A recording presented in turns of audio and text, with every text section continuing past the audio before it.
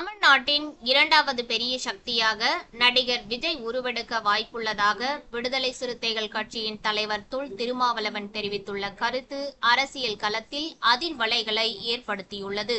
ஆட்சி அதிகாரத்தில் பங்கு வேண்டும் என திருமாவளவன் முன்பு பேசியிருந்த வீடியோவை அண்மையில் எக்ஸ் தள பக்கத்தில் பதிவேற்றம் செய்தது சர்ச்சையை ஏற்படுத்தியது. பின் அந்த வீடியோ நீக்கப்பட்டது. மது ஒழிப்பு மாநாடு உள்ளிட்ட அவரின் அடுத்தடுத்த கருத்துக்களும் சர்ச்சைக்கு வித்திட்டன. இந்த நிலையில் அக்கட்சியின் துணை பொதுச் செயலாளர் ஆதவ் அர்ஜுனா, விடுதலை சிறுத்தைகள் கட்சி இல்லை என்றால் வட மாவட்டங்களில் திமுகவின் வெற்றி சாத்தியப்பட்டிருக்காது என்றும், ஆட்சி அதிகாரத்தில் பங்கு கேட்பதில் என்ன தவறு என்றும் பேசியது திமுக கூட்டணியில் சலசலப்பை ஏற்படுத்தியது. இதனால் விசிக திமுக கூட்டணியில் விரிசல் ஏற்பட்டுவிட்டதாக விமர்சனங்கள் எழுந்தன. இந்த சலசலப்புகள் அடங்குவதற்குள் நடிகர் விஜய் தமிழ்நாட்டின் இரண்டாவது சக்தியாக வர வாய்ப்புள்ளதாக திருமாவளவன் பேசியிருப்பது அரசியல் களத்தில் மீண்டும் அதிர்வலைகளை ஏற்படுத்தியுள்ளது. தமிழ்நாட்டில் இரண்டாவது இடத்தை பிடிப்பதற்கு பாஜக கடும் முயற்சிகளை மேற்கொண்டு வருகிறது. அதற்காக உறுப்பினர்களை சேர்க்கும் பணியிலும் பாஜக தீவிரமாக ஈடுபட்டு வருகிறது.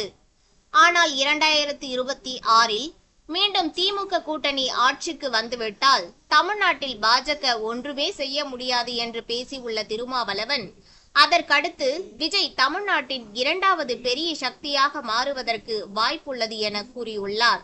தற்போது திமுக கூட்டணியில் எந்த சிக்கலும் இல்லை என்று திருமா கூறினாலும் அவர் 2026 தேர்தலை மனதில் வைத்தே காய்களை நகர்த்தி வருவதாகவே பேசப்படுகிறது.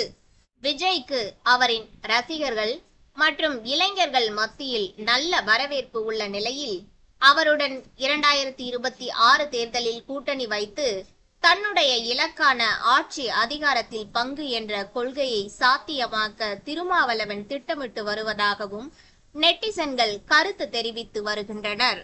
விஜய்க்கு அவரின் ரசிகர்கள் மற்றும் இளைஞர்கள் மத்தியில் நல்ல வரவேற்பு உள்ள நிலையில் அவருடன் 2026 தேர்தலில் கூட்டணி வைத்து தன்னுடைய இலக்கான ஆட்சி அதிகாரத்தில் பங்கு என்ற கொள்கையை சாத்தியமாக்க திருமா திட்டமிட்டு வருவதாகவும் நெட்டிசன்கள் கருத்து தெரிவித்து வருகின்றனர்.